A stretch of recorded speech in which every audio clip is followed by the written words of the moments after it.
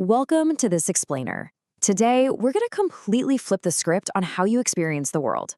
We're diving deep into how you can transform from being a passive, emotional passenger into the active driver of your own life, using 15 very distinct psychological weapons. Seriously, if you've ever felt like your mood is just completely at the mercy of everything around you, well, you're absolutely in the right place. Let's get into it. I want you to ask yourself honestly, right now, who is actually driving your life? Think about it for a second. Are you truly in control when, say, a minor setback at work or even just a passing insult from a total stranger has the power to dictate your entire day? Most people like to think they're the driver, but no, their reactions tell a totally different story. And that brings us to a pretty harsh reality.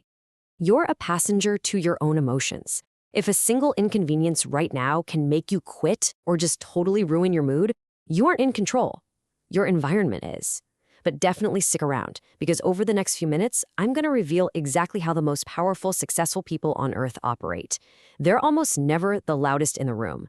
They are the calmest, and because of that, they wield the true power. So here's our inner to outer roadmap for today. We'll start with winning the physical battle, then rewiring your perspective, moving on to mastering the external world, and finally, exploring the ultimate mirror. Let's kick off part 1, winning the physical battle, which is all about taking control of your body. 90. That's your very first weapon. We call it the 90-second rule. You know when you open a really frustrating email or someone randomly cuts you off in traffic? Well, it literally only takes 90 seconds for that initial surge of emotional chemistry to neurologically flush through your body. Just think about that. If you can just breathe through this brief 90-second chemical flush without sending off that angry reply or lashing out, the emotion just dies. Control the first 90 seconds, and you control the rest of your day. And that leads us perfectly into weapon number 2, physical anchoring. Basically, your mind simply follows your body. So the next time you're feeling overwhelmed or defeated, I want you to literally stand up straight, pull your shoulders back, and take a deep breath. You simply cannot feel defeated while you're maintaining a winner's posture. It's a physiological hack. Change the physical body, and you instantly change the mental state. All right, next up is mastering your morning. The first 30 minutes of your day completely set the emotional tone for the next 16 hours. If you wake up and immediately surrender to the doom scroll of stressful news, urgent emails, and everyone's perfectly curated social media lives while you're still in bed, you've already lost. So ignore the phone for just 30 minutes. Make some coffee, take a breath, and map out your day instead. Win the morning, and you win the war. Our final physical weapon is what we call the brain dump. Look, anxiety is usually just thoughts looping in your head endlessly, mostly because they have nowhere else to go. The physical act of writing them down physically stops that loop. Once the ink hits the paper, your brain feels like it has securely filed that information away, and you'll literally feel it physically release the tension right out of your shoulders and your chest. Moving right along to part 2, rewiring your perspective. This is where we change how your brain actually frames events. So there's a pretty stark contrast between reacting and responding.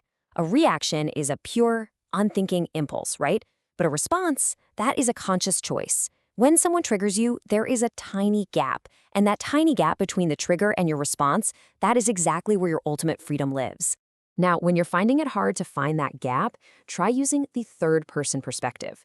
When your mind is just spiraling out of control with worry, start talking to yourself using your own name. So instead of saying, "I'm stressed out about this deadline," say out loud, "John is feeling stressed out right now," or whatever your name is, of course.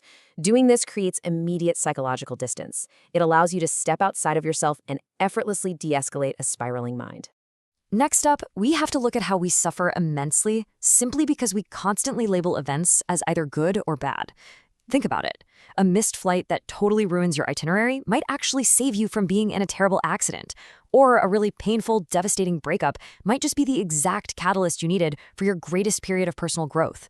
You have to stop the labels. When something happens, just say, "It is what it is."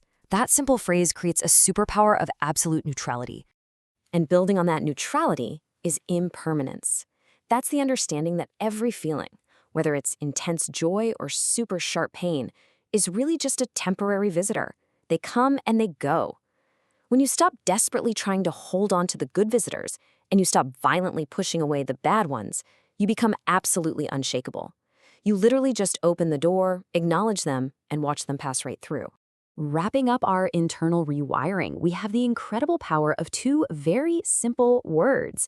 Instead of saying, I failed when you're learning a new skill or launching a project, which really just traps you in a rigid, fixed mindset, shift your language to, I haven't mastered this yet. The sheer power of not yet instantly kills that heavy emotion of frustration. It completely reframes your entire brain for long-term growth and possibility. All right, shifting gears to part 3, mastering the external world. This is where we learn to navigate people and chaotic outside forces. Time for a mandatory audit of your circle. Look, you are the exact average of the 5 people you spend the most time with. It's true. If your circle is chaotic, dramatic, and highly emotional, guess what? You are going to be too. You absolutely have to ruthlessly curate your social circle if you want to protect your peace. Seek out people who want to discuss big ideas and future plans, not just other people's drama. And a crucial point here is knowing what to actually care about through something called selective ignorance. Not everything deserves your energy, guys. Most of the so-called emergencies that cross your desk are really just other people's poor planning disguised as your urgent problem. So apply this rule. If it won't matter in 5 years, do not spend more than 5 minutes worrying about it. Conserve your energy for what actually moves the needle in your life. Now, here's a question that will stop pretty much any argument dead in its tracks. Do I want to be right or do I want to be happy? Your ego desperately wants to win every debate, right? It wants to prove the other person wrong at all costs. But your soul, it really just wants peace. Silencing the ego and letting go of that desperate need to be right is fascinating, because more often than not, just walking away in silence is actually the ultimate victory. Holding a grudge is like drinking poison and expecting the other person to die. Just let that sink in for a second. Forgiveness is a massively, massively misunderstood weapon. It is not about letting someone off the hook for treating you poorly. No, it's a mechanical process to take the agonizing weight of resentment right off your own shoulders. You forgive for you, not for them. Our final external weapon is negative visualization. Just spend a moment imagining what would happen if you lost what you currently have. You know, your job, your home, your health. I know it sounds kind of dark, but this psychological exercise completely eliminates the fear of what-ifs. It forces you to recognize that absolutely nothing in this life is guaranteed. It profoundly grounds you, breeding immense gratitude for the present while forging extreme emotional resilience for the future. And finally, we arrive at part 4, the ultimate mirror. Let's bring all of this together. Life is a mirror. The world doesn't just give you what you want, it reflects exactly who you are. If you are seeing chaos, anger, and hostility everywhere you look, well, you really have to look within. The absolute crucial point here is that when you use these tools to systematically change your internal view, you instantly and beautifully transform the external reality you walk through every single day. Look, emotional mastery isn't about becoming some kind of unfeeling robot. It's simply about never being controlled by your impulses. So, the next time you feel that sudden, burning urge to react, ask yourself, am I going to be the passenger right now, or am I going to take the wheel? If you're ready to choose logic over impulse and join a community of drivers, hit that subscribe button. Then leave a comment below with 3 simple words, I am in control. Thanks so much for taking the time to learn with us today, and I'll see you in the next explainer.